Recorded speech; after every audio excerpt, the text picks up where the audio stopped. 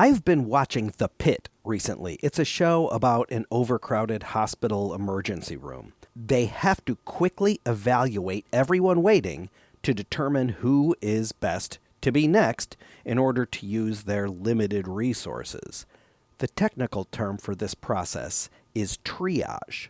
Like an emergency room, our minds have limited time and energy to give our full attention to all things shoved in front of us by countless media sources, news, podcasts, social posts, and advertisements that we have to contend with every single day. To survive in the misinformation age, we need a triage process to quickly identify the information that is most likely to be valuable to ourselves, and just leave the rest in the waiting room. Greetings, intelligent creature. Welcome to Behavioral Logic, where we explore intelligent behavior in theory, practice, computers, and neuroscience. But right now, I'm talking about the practice of intelligent behavior. I believe that the first rule of information triage that we should use to filter out all of the low-quality information unworthy of our precious time is to ignore everything that we might already believe to be true or false. But wait, one might retort, that's confirmation bias. You are being close-minded. I think that it is arguably in our best interest to prioritize our attention toward new information. We should focus our efforts on finding novel facts and ideas that we are previously unaware of, as opposed to the same old stuff that we've already heard hundreds of times. It is very easy for content farms to repost the same thing over and over that's already known. It's a lot more work and risk to research new ideas with unproven popularity. So we need to try not to get sucked in to their low-effort slop. And instead, get sucked into this high-effort slop that I'm putting out.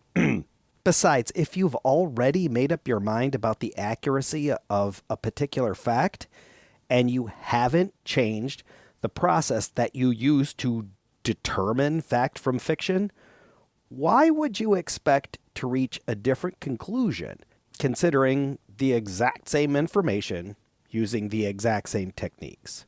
That sounds like a pointless waste of time to me. Now, if you've recently adopted new techniques and philosophies and a religion that can affect how you determine truth from falsehood, well, maybe you should revisit some of those previously held assumptions. But if you choose to do that, I urge you to initiate that activity on your own. Do not be coerced into reacting immediately to whatever is being shoved in front of you.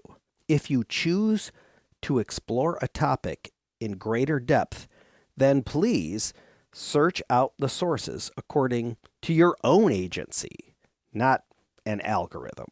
For example, we don't need to look into every single claim of free energy or perpetual motion when we already know that it violates well-established physics. We don't need to approach the next email that we receive from a Nigerian prince with an open mind.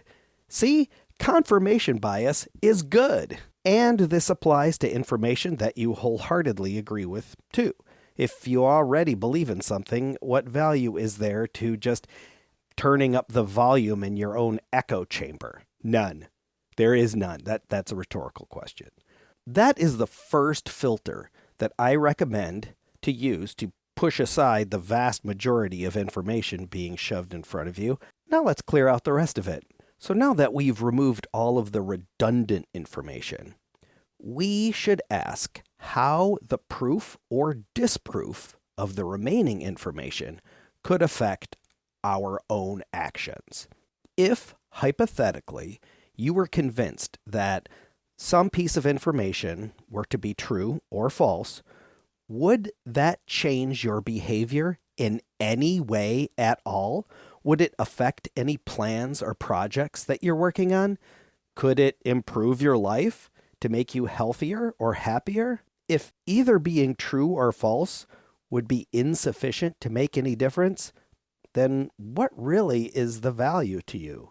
I see this a lot in political arguments. Someone will claim a positive thing about their candidate or a negative thing about their competitor, and then after some discussion, it is determined whether this is true or false, and neither party changes their mind.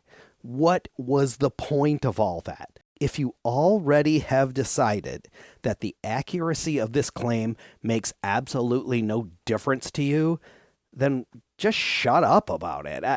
Maybe see if you can find a point that, if it were agreed on, would make at least a tiny difference before wasting your time and everyone else's. Comparing new information to what you already know and predicting the consequences of accuracy are only crude filters. They're not meant to be proof or disproof of anything. These are simply a rough, quick way to identify information that has the highest potential to be important to you, and to ignore the lower value stuff so that you can focus your mind's limited amount of time and attention on what is potentially the most valuable. I hope this information is potentially valuable to you. And until next time, care for yourself and make good decisions.